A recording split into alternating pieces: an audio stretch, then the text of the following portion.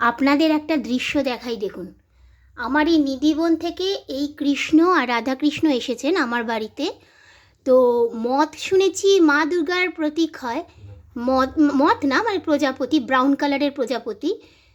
এই প্রজাপতিটা দেখুন ঠিক নারায়ণের চরণে এসে কীরকম বসে আছে আমার ঘরে, আমার ঘরের ঠাকুরের সিংহাসনে নারায়ণের চরণে উনি বসে আছে আমার ঘরে। কি সুন্দর লাগছে এই দৃশ্যটা দেখতে, তাই আমি ক্যাপচার করলাম আমার মোবাইলে, আপনাদের সকলকে দেখাবো, শেয়ার করব বলে।